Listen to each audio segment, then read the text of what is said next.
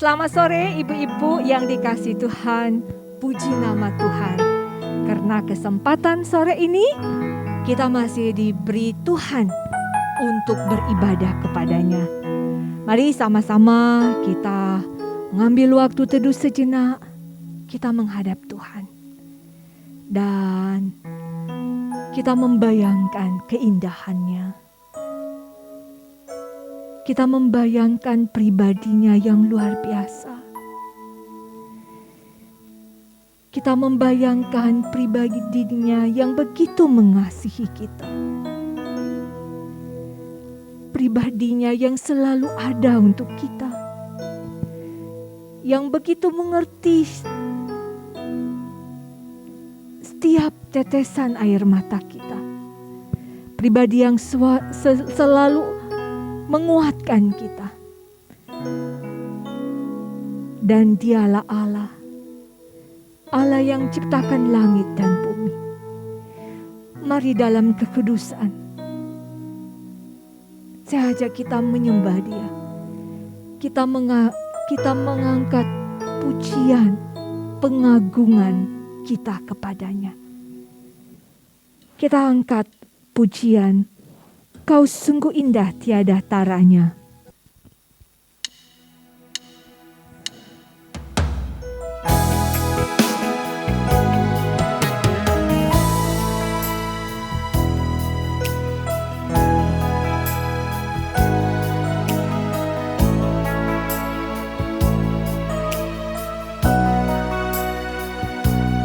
Kau sungguh indah tiada taranya, sungguh mengagumkan, sungguh ajaib untuk dimengerti, lebih dari semua yang ada. Hikmat-Mu tiada terselami, kasih-Mu dalam tata duka. Kau sungguh indah tiada taranya, mulia dan berkuasa. Ku kagum hormat akan Engkau, ku kagum hormat akan Engkau. Kau Allah yang layak dipuji, ku kagum akan Engkau.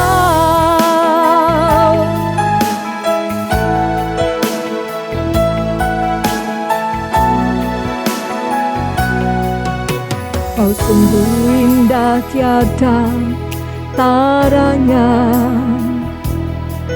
sungguh mengagumkan, sungguh ajaib untuk dimengerti,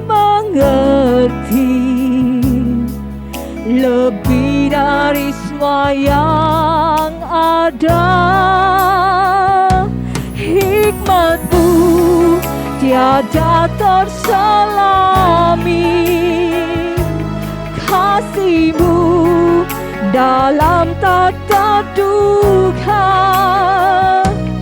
Kau sungguh indah tiada taranya,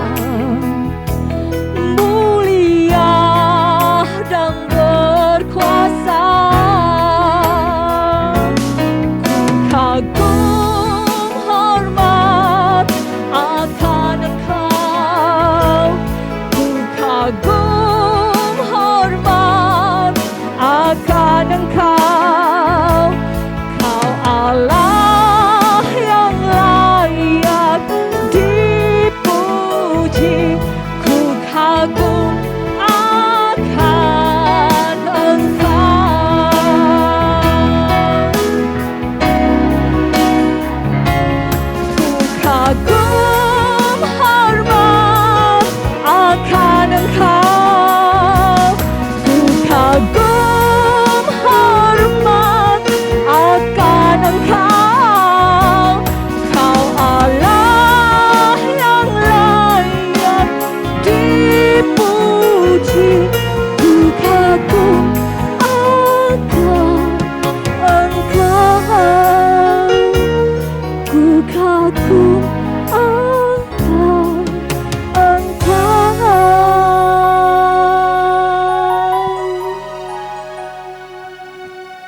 kita berdoa. Kami memuji Engkau. Kami kagum akan Engkau. Kau Allah yang layak dipuji. Kau Allah yang layak ditinggikan. Tuhan, kami mendekat tahta-Mu. Kami ingin merasakan kehadiran-Mu di rumah kami masing-masing. Hati kami Tuhan mau beribadah kepadamu dalam rasa takut dan hormat. Kami mau Engkau Tuhan. Penuhkanlah kami semua. Penuhkan dengan kehadiran-Mu ya Roh Kudus. Biar setiap pujian, penyembahan, doa, firman, semuanya menyenangkan hati-Mu. Dan biarlah ibadah kami sore ini jadi di dalam nama-Mu, Bapa, Anak, dan Roh Kudus. Amin. Ibu-ibu yang dikasihi Tuhan, begitu indah kalau hidup kita itu diatur oleh Tuhan. Itu bukan akan membuat kita susah, atau itu bukan berarti Tuhan mau mengekang kita, tetapi dengan diatur oleh Tuhan, itu akan membuat kita memiliki hati yang teduh untuk melangkah hari lepas hari. Kita akan melakukan tiap langkahku sambil juga kita mempersiapkan diri mendengarkan firman Tuhan.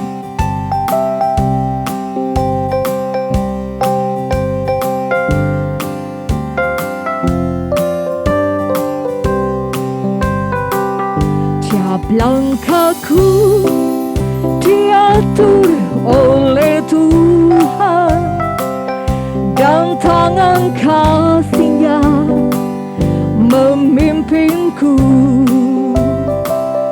di tengah badai dunia menakutkan. Hatiku tetap tenang teduh. Tiap langkahku ku tahu Tuhan yang pimpin ke tempat tinggiku dihantarnya, hingga sekali nanti aku tiba di rumah Bapa surga yang bakal. Sekali lagi kita angkat pujian ini. Ini sebagai juga keinginan kita. Kita katakan pada Tuhan, atur aku Tuhan, tiap langkah dalam hidupku, tiap langkahku. Tiap langkahku diatur oleh Tuhan, dan tangan kasih-Nya memimpinku di tengah badai dunia menakutkan. Hatiku tetap tenang teduh.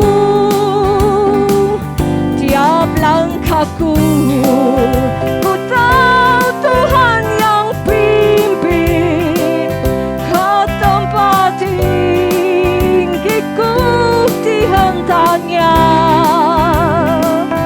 hingga sekali nanti aku tiba di rumah Bapa surga yang bakal.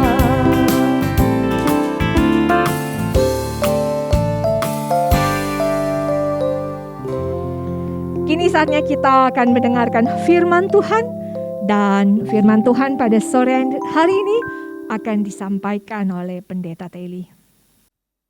Selamat sore ibu-ibu yang dikasihi oleh Tuhan.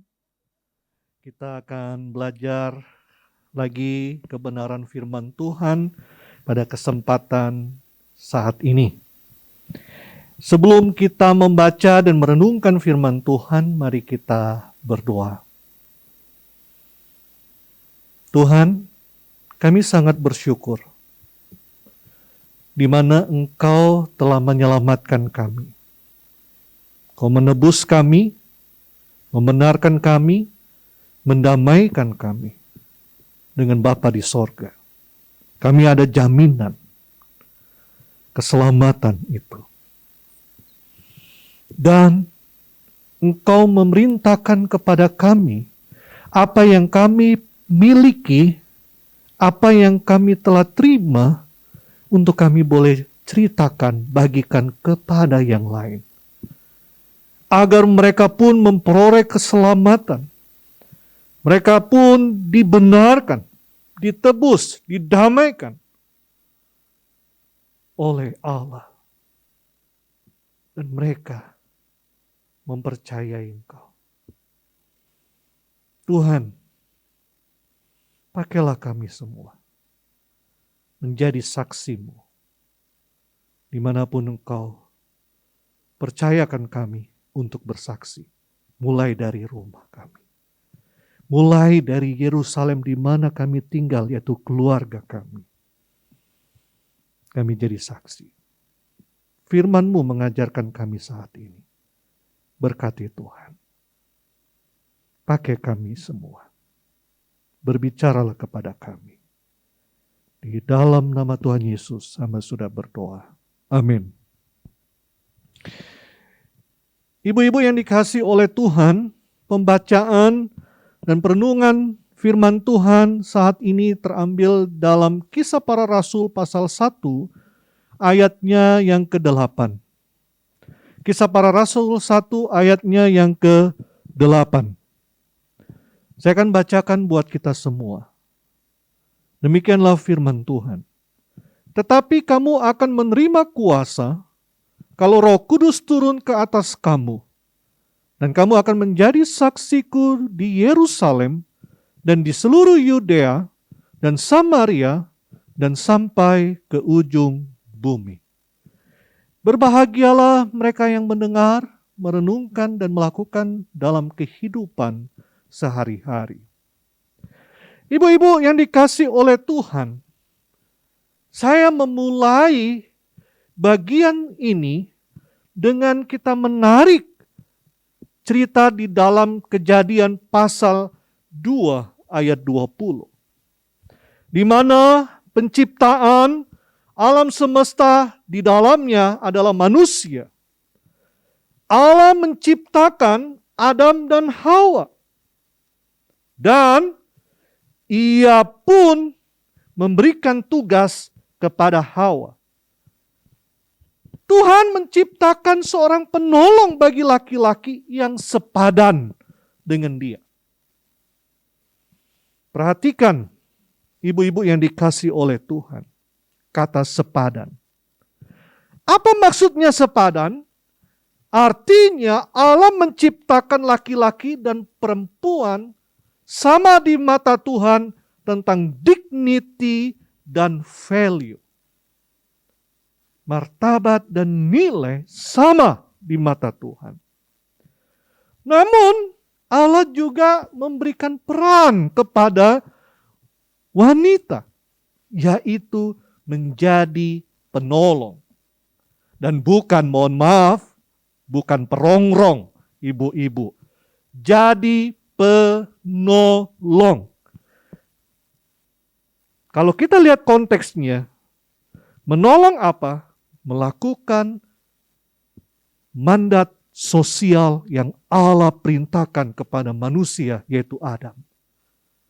Memelihara taman yang Tuhan telah percayakan, dan termasuk Tuhan bilang beranak cuculah dan penuhilah bumi. Itu adalah mandat budaya yang Allah perintahkan kepada Adam. Namun, apa yang terjadi? Ibu-ibu yang dikasihi oleh Tuhan, pemahaman tentang peran wanita, yaitu sebagai penolong, di zaman saat ini terjadi perseteruan antara dua posisi. Dan bahkan di dalam gereja pun menjadi masalah. Kedudukan wanita dalam gereja dan masyarakat, di mana ada dua hal yang selalu jadi persoalan. Yang pertama, paham tradisional. Peran sebagai penolong diartikan, dimaknai, wanita hanyalah sebagai ibu rumah tangga. Oleh sebab itu, kadangkala orang tua bilang, kamu sekolah tinggi-tinggi, tapi ujung-ujungnya berakhir di dapur. Itu paham tradisional. Paham modern mengatakan tidak. Wanita itu wanita karir. Yang berarti bahwa wanita dapat mengambil bagian dalam fungsi sosial atau masyarakat sebagaimana halnya kaum pria. Mereka boleh berkarir dong. Namun, sekali lagi, dalam berbicara wanita karir, ketika tidak ada batasan, banyak mengorbankan. Banyak yang dikorbankan, baik keluarga maupun dalam hubungan. Ibu-ibu yang dikasihi oleh Tuhan, dari pemahaman ini, ternyata sudah ada penyimpangan sebelumnya. Apa itu? Kalau kita perhatikan di dalam artikel yang ditulis oleh Ruth Salem, di mana dia pun mengutip dari buku yang berjudul Jerusalem in the Time of Jesus, karangan Joachim Jeremias. Di situ dia menuliskan, menggambarkan kedudukan wanita dalam masyarakat, di mana terjadi penyimpangan. Apa aja? Wanita tidak mengambil bagian dalam kehidupan kemasyarakat dan dalam lingkungan Yudaisme, khususnya keluarga yang taat pada hukum Taurat. Wanita tidak diperhatikan di muka umum. Tidak sopan bagi pria untuk berduaan dengan wanita atau melirik atau memberikan salam kepada istri orang lain. Tempat umum hanya cocok untuk kaum pria. Rumah adalah tempat bagi kaum wanita. Memiliki seorang istri sama dengan memiliki seorang budak yang dibeli dengan harga atau harta. Poligami diizinkan hanya untuk laki-laki dan istri harus toleran terhadap gundik-gundik suaminya yang tinggal bersama-sama dengan mereka dalam satu rumah. Hak untuk bercerai adalah milik suami. Istri adalah milik suami dan ia dapat dijual sebagai budak untuk membayar curiannya sebagai tebusan. Dan dalam bidang keagamaan, dalam ibadah, ia hanya pendengar, tidak berhak untuk bersaksi, dan seterusnya. Yang berikutnya, kelahiran seorang bayi perempuan disambut duka cita. Kelahiran seorang bayi laki-laki disambut dengan sukacita. Kesimpulannya adalah, dari kedudukan wanita dalam masyarakat pada masa itu, ialah bahwa kedudukan pria lebih tinggi daripada wanita. Kaum wanita tertutup dari dunia luar, ibu-ibu.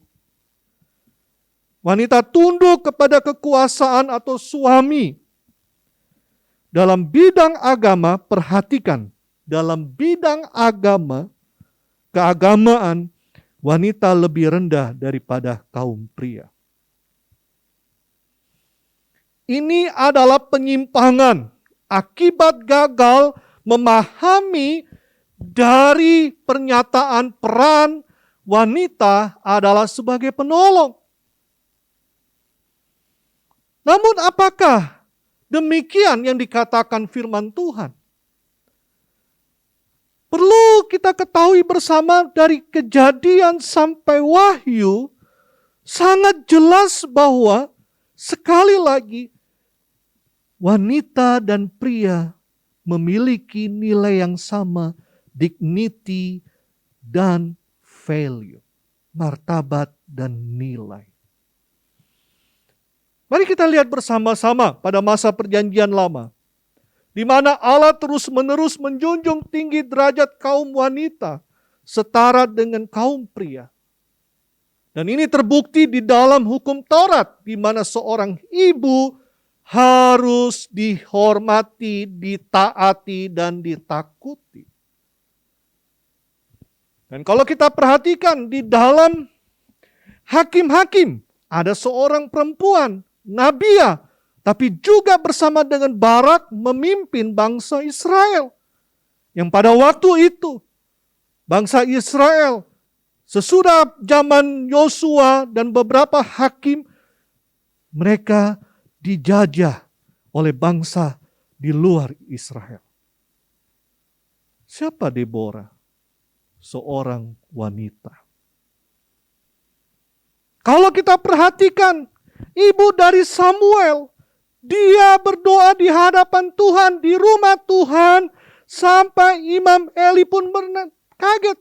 Kenapa dia komat kamit? Seperti dia mabuk. Tapi dia bilang, saya tidak mabuk. Saya sementara berdoa.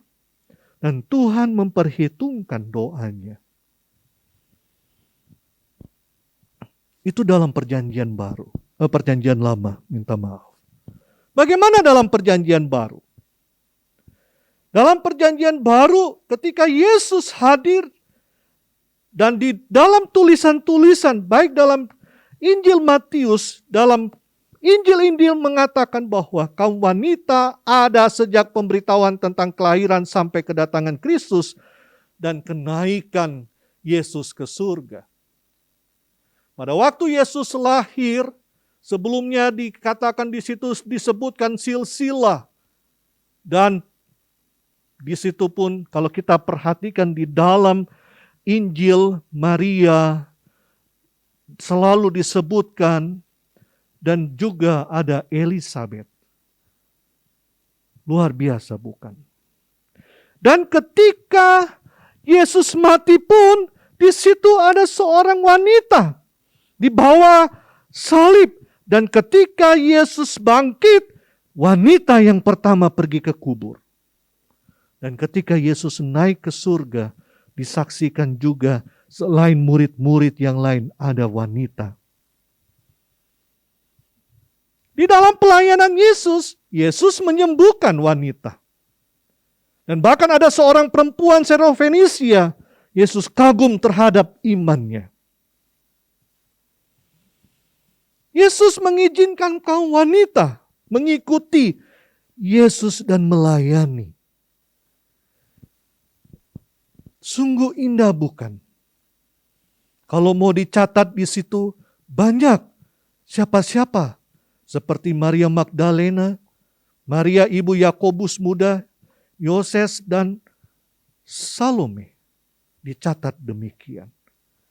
Dan yang menarik, ibu-ibu yang dikasihi oleh Tuhan, dicatat di dalam Alkitab dan para ahli pun mengatakan dan sepakat misionaris pertama yang melakukan, menyampaikan kabar sukacita, yaitu para wanita atau perempuan-perempuan. Maria Magdalena. Ketika dia berjumpa dengan Yesus, lalu Yesus memberikan perintah kepada perempuan-perempuan ini. Pergi, sampaikanlah kepada murid-muridku yang lain. Mereka menjadi misionaris pertama. Bukan laki-laki, tapi wanita dan perempuan. Sungguh indah bukan? Dalam perjanjian lama sampai perjanjian baru. Dan kalau kita perhatikan dalam surat-surat pun dicatat bahwa ada nama-nama yang turut serta, yang dulunya dia bertobat karena pemberitaan dan penginjilan yang dilakukan oleh Rasul Paulus, dan akhirnya dia terlibat di dalam pekabaran Injil dan bahkan juga pembawaan firman Tuhan. Mengapa? Karena salah satunya tugas penginjilan ditujukan bukan hanya satu gender, tetapi di sini berbicara semua. Kata, kamu akan menjadi saksiku di Yerusalem. Dan juga perintah Yesus di dalam Matius pasal 28 ayat 18 hingga 20 mengatakan, kamu pergi. Kata kamu. Kamu siapa? Bukan laki-laki saja, tetapi juga wanita. Ibu-ibu. Ibu-ibu sudah diselamatkan oleh Allah di dalam Kristus Yesus. Engkau telah dibenarkan. Engkau telah didamaikan. Engkau telah dibaptis oleh Roh Kudus. Maka engkau harus pergi memberitakan Injil. Engkau harus bersaksi kepada yang lain agar setiap orang dapat diselamatkan. Agar setiap orang bertekuk lutut mengaku Yesus Kristus adalah Tuhan. Jadi ibu-ibu yang dikasihi oleh Tuhan, tugas penginjilan adalah tugas setiap orang percaya. Bukan hanya tugas seorang pendeta, bukan hanya tugas seorang penginjil atau majelis, tapi semua orang. Tidak ditulis kamu hanya catatan untuk penginjil, pendeta, majelis saja. Tidak. Tetapi semua, bahkan anak-anak pun bisa bersaksi. Orang-orang percaya terdiri dari pria dan wanita, anak, pemuda, pemudi, dan dewasa. Jadi, penginjilan adalah tugas bersama kaum pria dan kaum wanita. Matius 28 ayat 18 hingga 20 dan Kisah Para Rasul 1 ayat 8 mencatat bahwa penginjilan adalah pekerjaan yang diberikan kuasa Roh Kudus. Pekerjaan yang harus dikerjakan dengan melalui kuasa Roh Kudus. Tuhan Yesus datang ke dunia ini sebagai penginjil yang membawa kabar baik. Dan penginjilan adalah karena suatu perintah yang disertai kuasa. Diteruskan karena kebutuhan global dan berlangsung terus karena ada orang-orang yang mengasihi jiwa-jiwa dan berbeban untuk membawa mereka kepada Tuhan Yesus. Saudara dan saya diberi tanggung jawab untuk memberitakan Injil. Apakah peranan kaum wanita dalam pelayanan penginjilan? Paulus terkenal dalam penyebaran Injil di Eropa dan Asia. Kita mendengar surat kirimannya kepada jemaat di Filipi, Efesus, dan Roma. Dan kita pun bisa melihat ada 3 wanita yang berperan sebagai perintis di Filipi, pembina sidang di Efesus, dan pengantar firman Tuhan dari Korintus ke Roma. Siapa itu? Lydia. Ia berasal dari Filipi. Ia pengikut pertama dari Eropa. Seorang yang bukan Kristen. Tetapi karena kasih karunia dan pengajaran dan penginjilan dari Rasul Paulus, dia pun boleh percaya. Dia dibaptis, yang membuka rumahnya menjadi tempat pertemuan kelompok PA yang sedang maju saat itu. Paulus mengajar di situ dan berdoa. Sungguh indah bukan? Rumahnya menjadi tempat untuk pertemuan kelompok PA. Dia melayani. Lydia menjadi penolong dalam merintis jemaat di Filipi dengan membuka rumahnya untuk tempat ibadah. Yang berikutnya Priska. Di dalam Kisah Para Rasul pasal 18, di mana diceritakan bersama dengan Aquila suaminya. Ya, kemungkinan bertobat melalui pelayanan Paulus. Dan di situ dikatakan bahwa Priska bersama suaminya menjadi pembina sidang di Efesus. Yang berikutnya, Febe.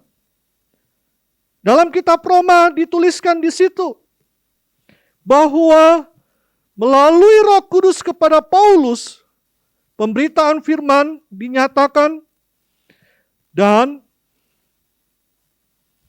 dia menjadi orang yang percaya kepada Yesus dan dia menjadi pembawa firman Tuhan yang setia dan penuh tanggung jawab. Ibu-ibu yang dikasihi oleh Tuhan. Pada zaman sekarang ini, wanita Kristen, saya katakan wanita Kristen, menghadapi tantangan untuk membawa firman Allah di dalam rumah tangga dan dari rumah tangganya kepada rumah tangga orang lain. Inilah salah satu cara penginjilan yang harusnya berhasil. Wanita Kristen penyumbang terbesar juga.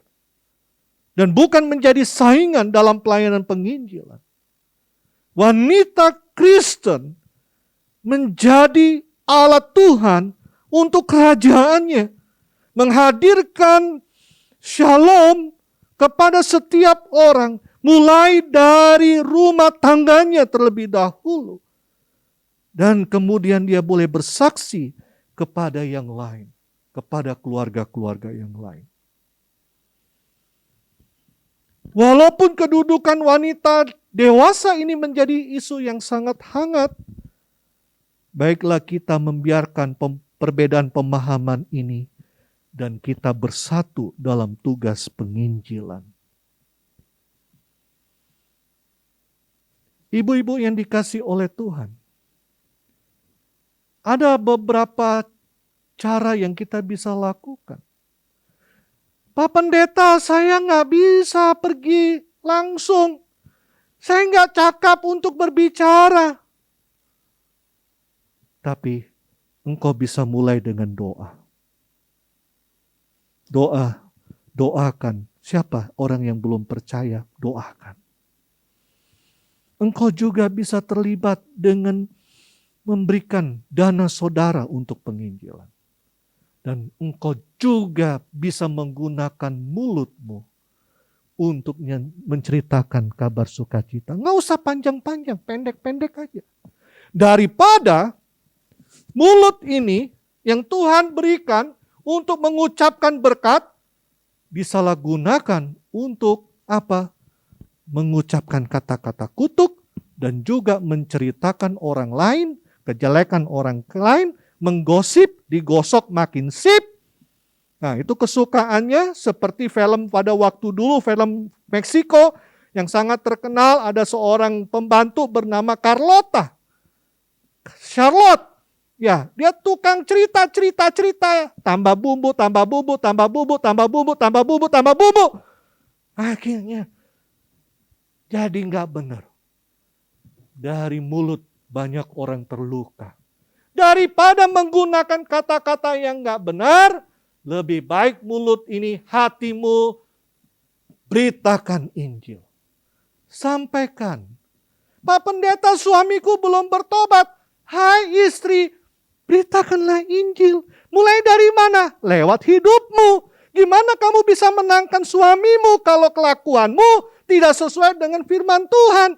Kalau hidupmu tidak sesuai dengan firman Tuhan. Kata-katamu kasar. Gimana bagaimana suami bisa bertobat? Pak Pendeta, gimana anakku bisa bertobat? Kamu gimana mengajarin mereka? Bagaimana kamu mendisiplin? Bagaimana kamu membimbing? Sudah enggak engkau duduk bersama anakmu? Atau engkau menyalahkan anakmu? Sudahkah engkau berdoa untuk anakmu? Sudahkah engkau peluk anakmu? Kapan terakhir kali kamu duduk bersama anakmu? Kapan terakhir kamu puji anakmu? Anak selalu dikata-katain yang negatif. Akhirnya anaknya jadi enggak percaya Tuhan.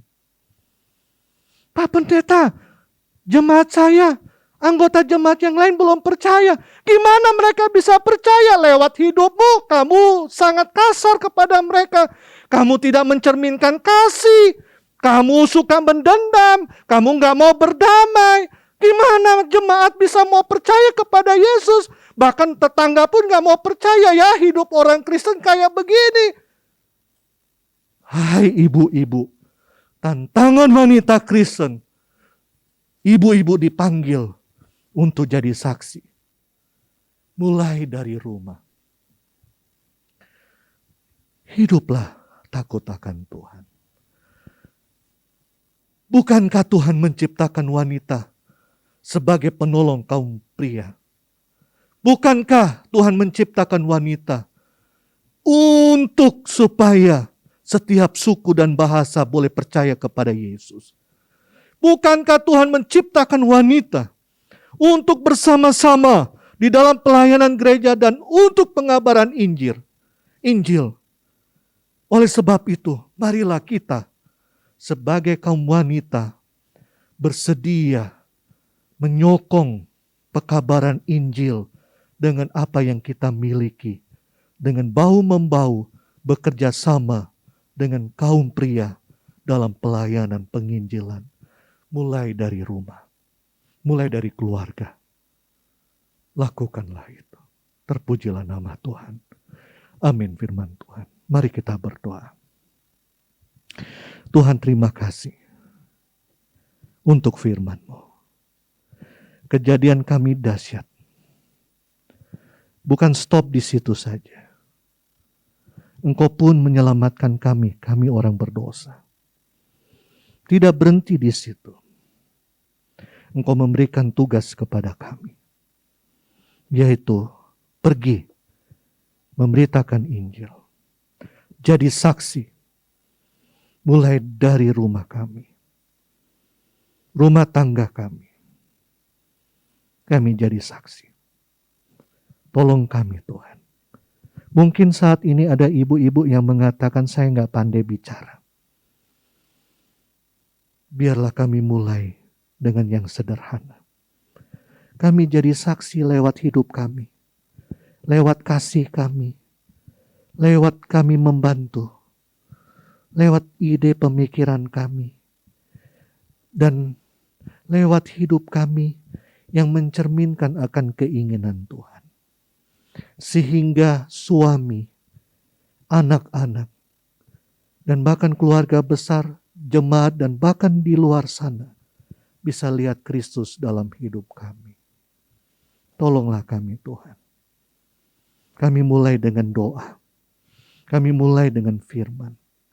Kami mulai dengan mencari Tuhan. Kami mau mulai dengan sungguh-sungguh mempercayai Tuhan. Karena kami yakin dan percaya ketika kami melakukan itu, Tuhan akan tolong kami. Tuhan akan pegang tangan kami. Dan bahkan di dalam kekuatan Allah Roh Kudus akan memampukan kami berkata-kata untuk menceritakan kabar sukacita Kristus yang telah datang ke dunia. Dia yang telah mati karena dosa-dosa kami. Dia dikuburkan. Dan pada hari yang ketiga ia dibangkitkan. Sesuai dengan kitab suci. Dan dia naik ke surga. Dia menyediakan tempat bagi kami. Dan dia akan datang dan menjemput kami. Di mana dia berada, di situ kami berada. Terpujilah Engkau. Tolonglah kami semua. Di dalam nama Tuhan Yesus kami sudah berdoa. Amin.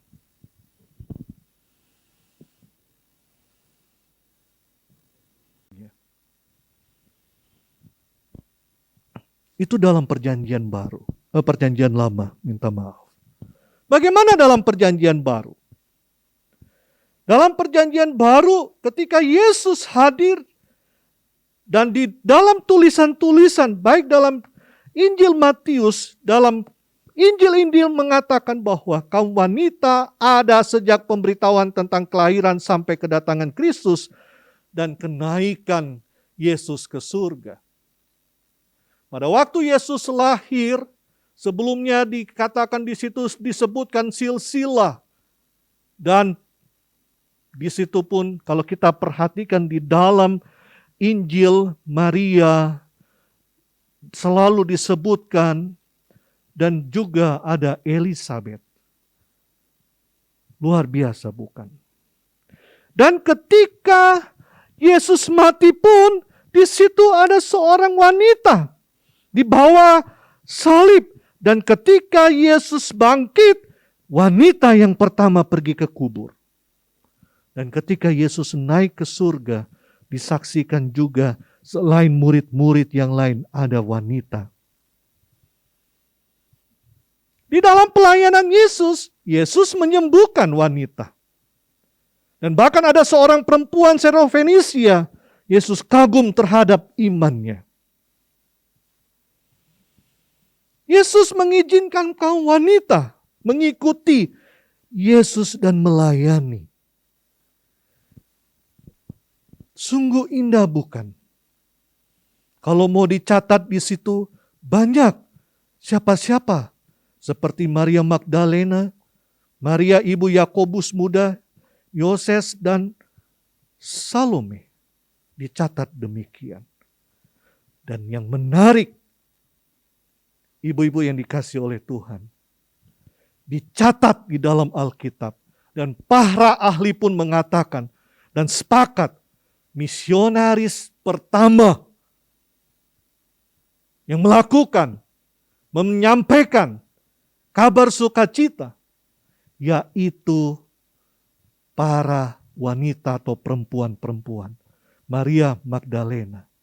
Ketika dia berjumpa dengan Yesus, lalu Yesus memberikan perintah kepada perempuan-perempuan ini.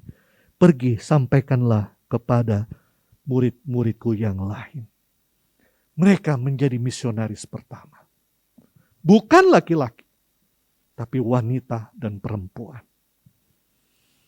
Sungguh indah bukan? Dalam perjanjian lama sampai perjanjian baru. Dan kalau kita perhatikan dalam surat-surat pun dicatat bahwa ada nama-nama yang turut serta, yang dulunya dia bertobat karena pemberitaan dan penginjilan yang dilakukan oleh Rasul Paulus.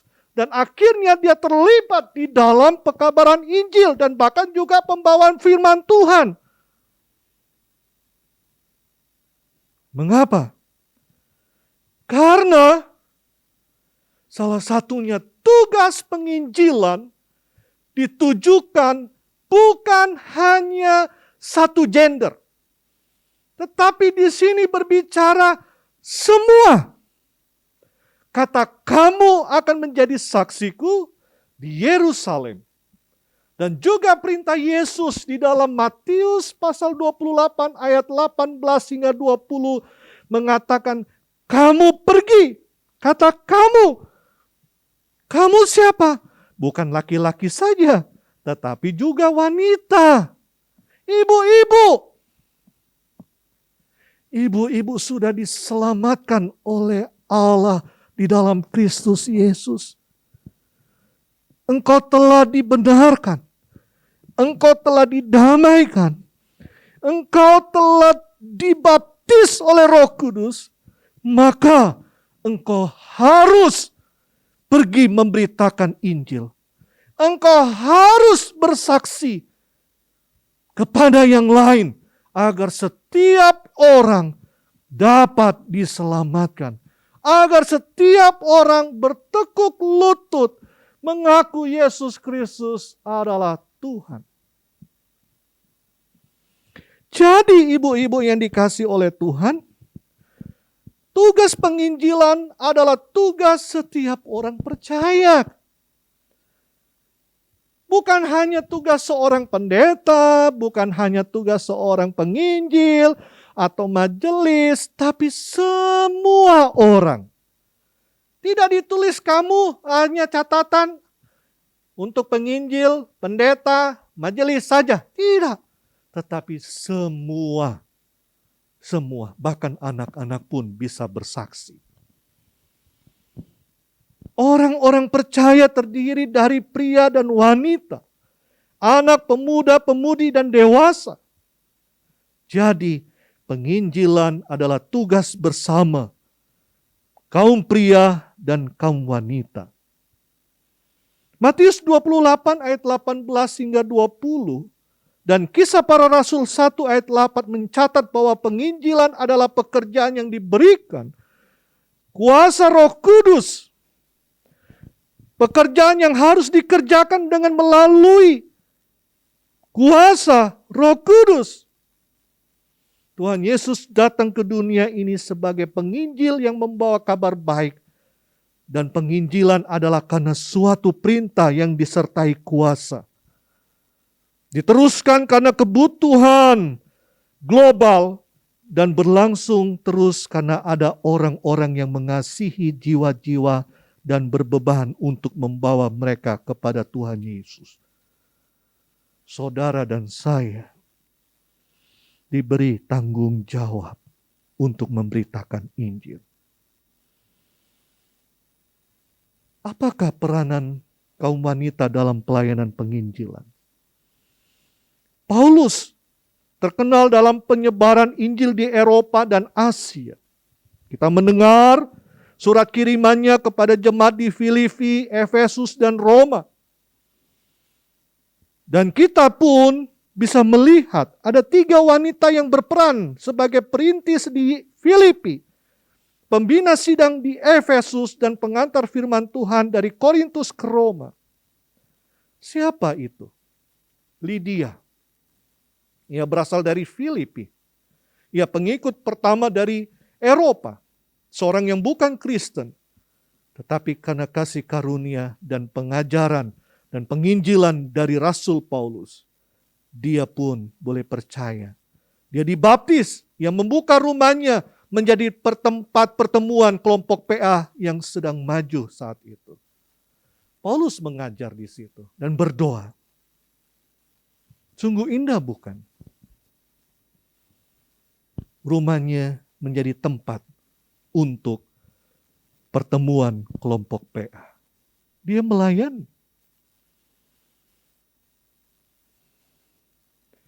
Lydia menjadi penolong dalam merintis jemaat di Filipi dengan membuka rumahnya untuk tempat ibadah.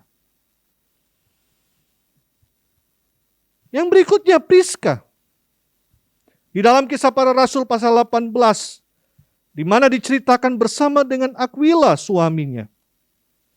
Ya, kemungkinan bertobat melalui pelayanan Paulus. Dan di situ dikatakan bahwa Priska bersama suaminya menjadi pembina sidang di Efesus. Yang berikutnya Febe. Dalam kitab Roma dituliskan di situ bahwa melalui Roh Kudus kepada Paulus, pemberitaan firman dinyatakan dan dia menjadi orang yang percaya kepada Yesus dan dia menjadi pembawa firman Tuhan yang setia dan penuh tanggung jawab. Ibu-ibu yang dikasihi oleh Tuhan. Pada zaman sekarang ini, wanita Kristen, saya katakan wanita Kristen, menghadapi tantangan untuk membawa firman Allah di dalam rumah tangga dan dari rumah tangganya kepada rumah tangga orang lain. Inilah salah satu cara penginjilan yang harusnya berhasil. Wanita Kristen penyumbang terbesar juga. Dan bukan menjadi saingan dalam pelayanan penginjilan. Wanita Kristen menjadi alat Tuhan untuk kerajaannya. Menghadirkan shalom kepada setiap orang, mulai dari rumah tangganya terlebih dahulu. Dan kemudian dia boleh bersaksi kepada yang lain, kepada keluarga-keluarga yang lain. Walaupun kedudukan wanita dewasa ini menjadi isu yang sangat hangat, baiklah kita membiarkan perbedaan pemahaman ini dan kita bersatu dalam tugas penginjilan. Ibu-ibu yang dikasihi oleh Tuhan, ada beberapa cara yang kita bisa lakukan. Pak Pendeta, saya nggak bisa pergi langsung. Saya nggak cakap untuk berbicara. Tapi engkau bisa mulai dengan doa. Doakan. Siapa orang yang belum percaya, doakan. Engkau juga bisa terlibat dengan memberikan dana saudara untuk penginjilan. Dan engkau juga bisa menggunakan mulutmu untuk menceritakan kabar sukacita. Nggak usah panjang-panjang, pendek-pendek aja. Daripada mulut ini yang Tuhan berikan untuk mengucapkan berkat, disalahgunakan untuk apa? Mengucapkan kata-kata kutuk dan juga menceritakan orang lain, kejelekan orang lain, menggosip, digosok makin sip. Nah, itu kesukaannya seperti film pada waktu dulu, film Meksiko yang sangat terkenal, ada seorang pembantu bernama Charlotte. Ya, dia tukang cerita. Tambah bumbu. Akhirnya jadi nggak benar. Dari mulut banyak orang terluka. Daripada menggunakan kata-kata yang nggak benar, lebih baik mulut ini, hatimu, beritakan Injil. Sampaikan. Pak Pendeta, suamiku belum bertobat. Hai istri, beritakanlah Injil. Mulai dari mana? Lewat hidupmu. Gimana kamu bisa menangkan suamimu kalau kelakuanmu tidak sesuai dengan firman Tuhan? Kalau hidupmu tidak sesuai dengan firman Tuhan. Kata-katamu kasar. Gimana bagaimana suami bisa bertobat? Pak Pendeta, gimana anakku bisa bertobat? Kamu gimana mengajarin mereka? Bagaimana kamu mendisiplin? Bagaimana kamu membimbing? Sudah enggak engkau duduk bersama anakmu? Atau engkau menyalahkan anakmu? Sudahkah engkau berdoa untuk anakmu? Sudahkah engkau peluk anakmu? Kapan terakhir kali kamu duduk bersama anakmu? Kapan terakhir kamu puji anakmu? Anak selalu dikata-katain yang negatif. Akhirnya anaknya jadi nggak percaya Tuhan. Pak Pendeta, jemaat saya, anggota jemaat yang lain belum percaya. Gimana mereka bisa percaya? Lewat hidupmu, kamu sangat kasar kepada mereka. Kamu tidak mencerminkan kasih. Kamu suka mendendam, kamu gak mau berdamai. Gimana jemaat bisa mau percaya kepada Yesus? Bahkan tetangga pun gak mau percaya, ya hidup orang Kristen kayak begini. Hai ibu-ibu, tantangan wanita Kristen. Ibu-ibu dipanggil untuk jadi saksi. Mulai dari rumah. Hiduplah takut akan Tuhan.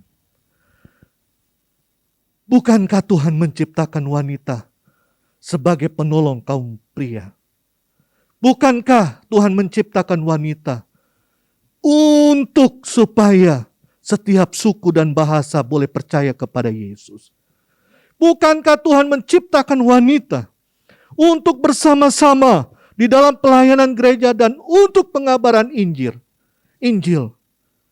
Oleh sebab itu, marilah kita sebagai kaum wanita bersedia menyokong pekabaran Injil dengan apa yang kita miliki. Dengan bahu-membahu bekerja sama dengan kaum pria dalam pelayanan penginjilan. Mulai dari rumah, mulai dari keluarga.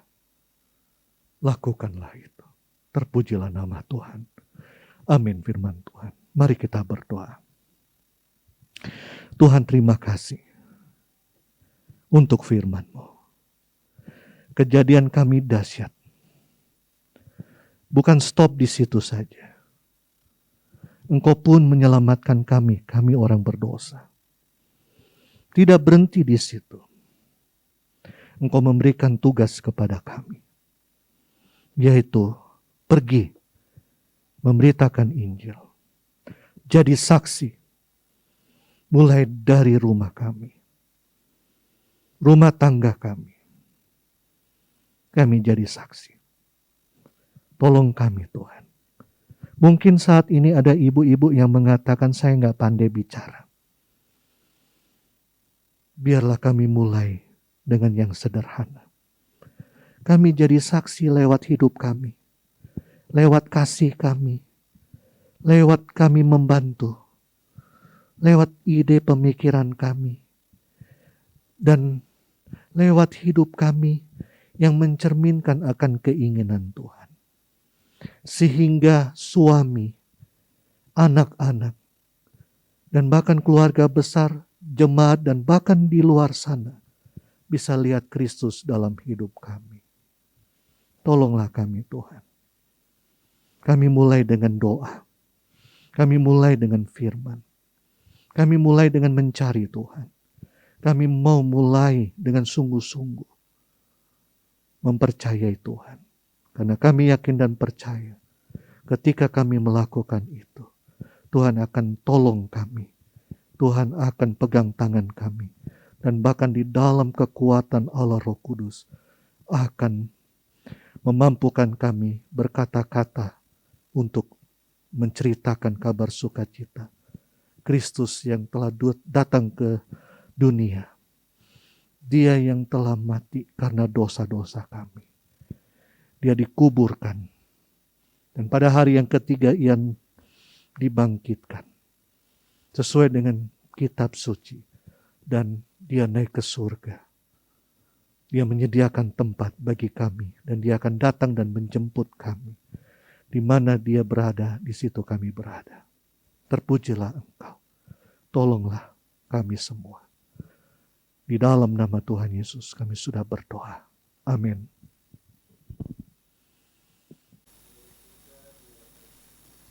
Ibu-ibu yang dikasih Tuhan, tiba saatnya kita akan memberikan persembahan di sore hari ini. Dan seperti biasa, ibu-ibu bisa memberikan persembahan lewat mentransfernya di nomor rekening yang ada tertera di layar. Dan kita akan menyanyikan lagu Kita Harus Membawa Berita. Seperti firman Tuhan tadi, kita harus menginjili di orang-orang di sekitar kita sampai di manapun kita berada. Sambil kita berikan persembahan, kita nyanyi Kita Harus Membawa Berita.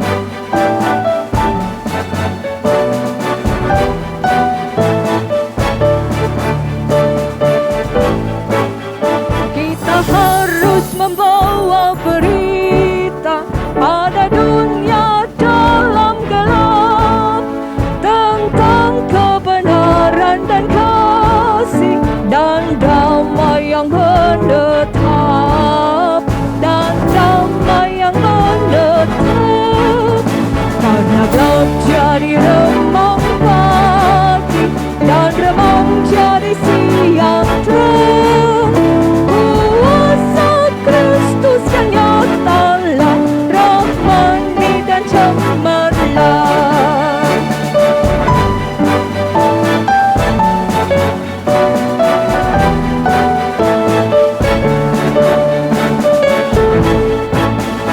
Kita harus membawa berita pada dunia dalam gelap tentang kebenaran dan kasih dan damai yang menetap, dan damai yang menetap. Karena gelap jadi remang pagi dan remang jadi siang terang, kuasa Kristus yang nyatalah rahmani dan cemerlang.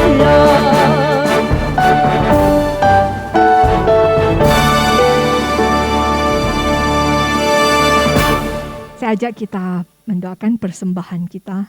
Mari kita berdoa. Bapak, makasih karena Engkau memberikan kami berkat.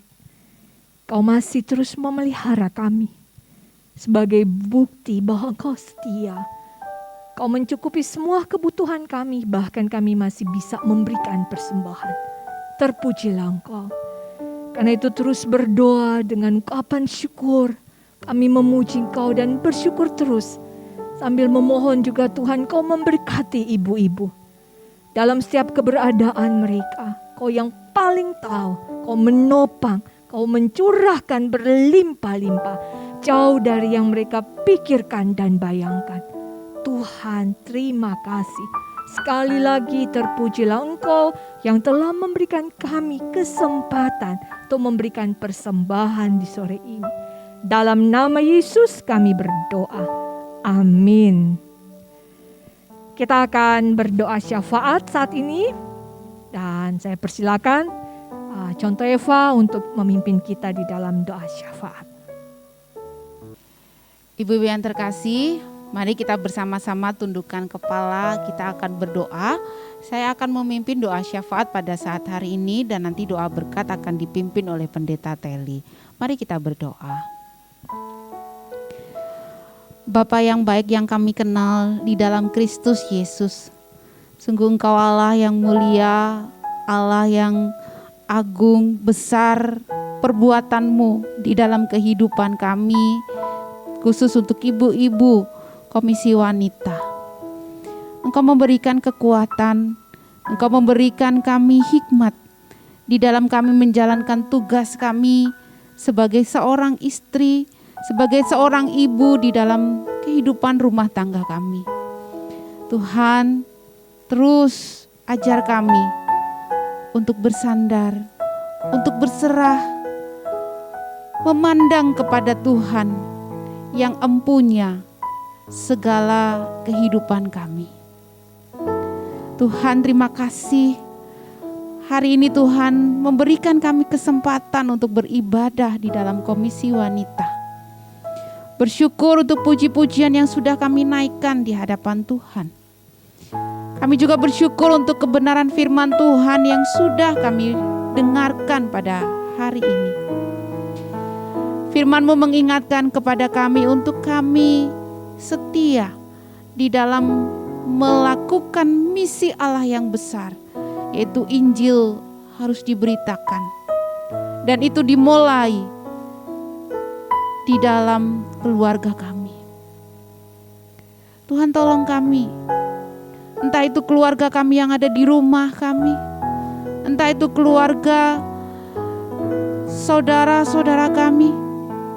Tuhan, tolong supaya kehidupan kami, baik perbuatan kami, baik tutur kata kami, biarlah kami menyatakan kebenaran-Mu, Injil-Mu, supaya mereka boleh melihat akan Kristus Yesus di dalam kami dan kami di dalam Engkau, dan mereka boleh menjadi percaya kepada Tuhan,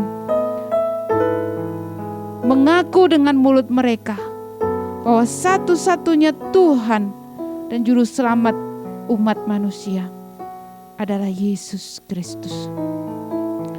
Tuhan, tolonglah kami, pimpin kami, untuk kami terus menyelaraskan kehendak-Mu dapat terjadi bagi setiap keluarga kami, sehingga seluruh anggota keluarga kami dapat mengenal Engkau sebagai Tuhan dan Juru Selamat manusia. Terima kasih Tuhan untuk firman-Mu. Kami saat ini menyerahkan untuk setiap ibu-ibu anggota Komisi Wanita. Tuhan juga memberkati, Engkau yang memberikan pertumbuhan di dalam kerohanian mereka masing-masing Tuhan. Di dalam mereka mengenal Engkau melalui saat teduh pembacaan firman Tuhan. Tolong Tuhan, buka akan hati dan pikiran mereka untuk mengenal Engkau secara pribadi. Melihat Kristus bukan hanya sebagai pemberi berkat, tetapi sebagai Tuhan yang menuntun memimpin akan setiap langkah kehidupan ibu-ibu semua. Tuhan berikan pertumbuhan, pengenalan akan Tuhan yang benar. Tuhan Yesus yang baik, kami juga menyerahkan untuk ibu-ibu yang bergumul di dalam kelemahan tubuh mereka. Tuhan tolong berikan akan kekuatan, kesembuhan, untuk mereka boleh pulih dari segala sakit dan kelemahan tubuh mereka. Kami juga menyerahkan Tuhan untuk situasi dan keadaan akan bangsa kami Indonesia. Mohon belas kasihan-Mu Tuhan, terkhusus di dalam menyelesaikan akan pandemi yang terjadi dalam bangsa kami ini. Supaya kami bisa bersatu hati, mulai dari pemerintah, dari pusat sampai daerah, dan seluruh masyarakat Indonesia, boleh mengambil satu tindakan yang baik, yang bisa menjaga dan melakukan prokes, protokol kesehatan dengan benar. Kami juga menyerahkan Tuhan untuk keamanan bangsa ini. Tuhan berikan akan keamanan jauhkan dari teror-teror yang terjadi di dalam bangsa ini. Khusus di Papua, mohon Tuhan belas kasihan-Mu. Kalau ada orang-orang yang hendak menghancurkan akan kesatuan bangsa kami, Tuhan tolong berikan kepada mereka hati untuk tidak melakukannya. Tapi hati yang mau melihat akan kesatuan, kedamaian di dalam bangsa kami Indonesia. Terima kasih Tuhan Yesus. Terima kasih. Berkatilah bangsa kami. Inilah doa dan permohonan kami yang kami panjatkan. Hanya di dalam nama Tuhan Yesus Kristus kami berdoa. Amin. Ibu-ibu yang dikasihi oleh Tuhan, mari kita berdoa dan terima berkat Tuhan. Arahkanlah hati dan pikiranmu dan terimalah berkat Tuhan.